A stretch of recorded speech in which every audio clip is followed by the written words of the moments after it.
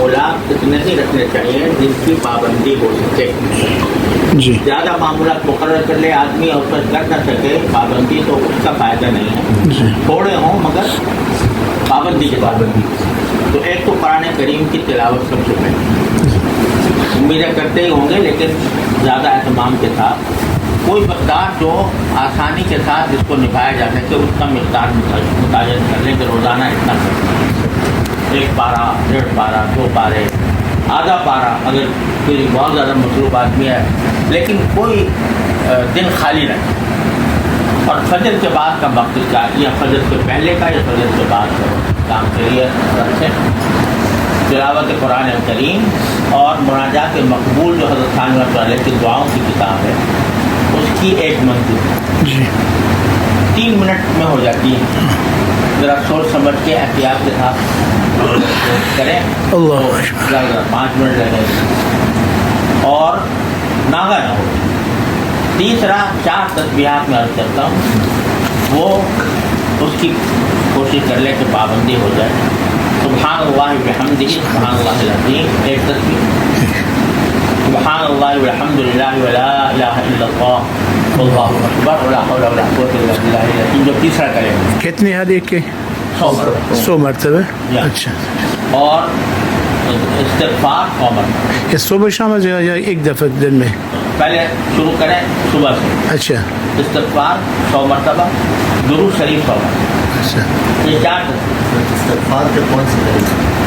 اچھا ہوا ہے تقول وہاں کی ذنبی مطلوب.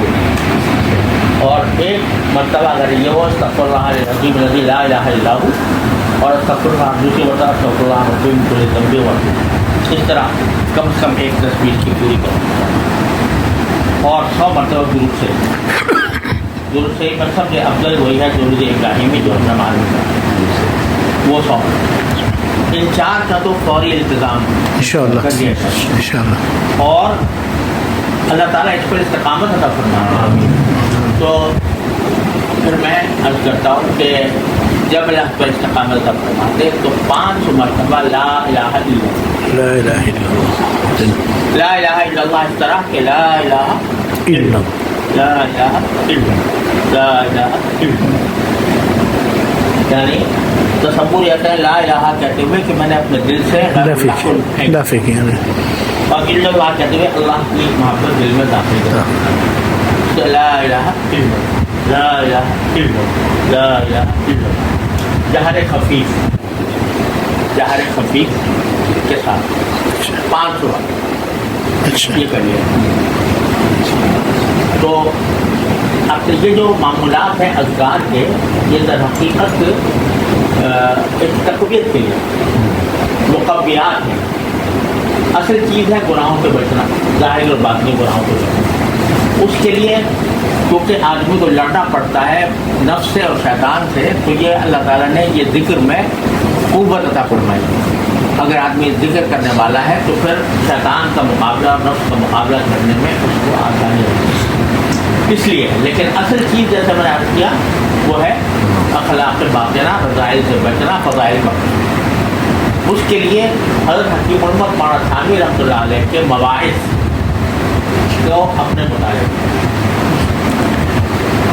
چاہے تھوڑا ہی ہو لیکن روزانہ کوئی نہ کوئی بات کا حصہ. مواعظ سب کے الحمدللہ. اور اس میں سب سے پہلے جو جلد ہے حقیقت تصوف و تقویٰ 10 بات ہیں اس سے آغاز کریں نہیں ہے. اور شروع میں جب حضرت کا جو اسلوب ہے نا وہ تھوڑا یعنی علمی اسلوب ہے تو آپ حضرات کو کوئی دقت نہیں ہونی چاہیے لیکن بعض اوقات اس سے مناسبت پیدا کرنے میں تھوڑا وقت لگتا ہے. لیکن جب مناسبت ہو جاتی ہے تو پھر آدمی اس کو چھوڑ نہیں سکتا. میں اپنی بات بتاتا ہوں میں نے یہ معمول بنایا تھا اپنے شیخ کی ہدایت کی بنا پر کہ ہر روز حضرت نے فرمایا تھا چاہے 1 صفحہ پڑھو لیکن پڑھ لیا. تو میں نے 5 منٹ رکھے تھے سے پہلے 5 منٹ میں پڑھا حضرت کے مواعظ پڑھا قرآن جو پڑھتا تھا. اب وہ شروع میں تو اس کی زیادہ مناسبت پیدا نہیں ہوئی تھی. جب تھوڑا میں نے پڑھنا شروع کیا تو ایسا ہو گیا کہ 5 کے بجائے 10 منٹ ہو گئے، 10 کے بجائے 15 منٹ ہو گئے، آدھے گھنٹہ اور وہ خود اپنی طرف کھینچتے تھے. اس طرح الحمدللہ میں نے موبائل کا جتنا سیٹ ہے، جتنی موبائل چیزیں ہیں، اللہ تعالیٰ نے سب نظر سے گزار دی. اور اس میں پھر میں نے یہ کام بھی کیا کہ جو آیات کے جو تفسیر حضرت فرماتے ہیں مواعظ کے اندر، وہ بسا اوقات بیان قرآن میں بھی نہیں ہوتی، کچھ الہامی ذات ہوتے ہیں، تو میں اس پر نشان لگا لیتا تھا کہ یہاں سے یہاں تک یہ نقطہ ہے اس آیت کے تحت. پھر میں نے اپنے ایک ساتھی کو دیا، اس نے وہ ساری جمع کر دی.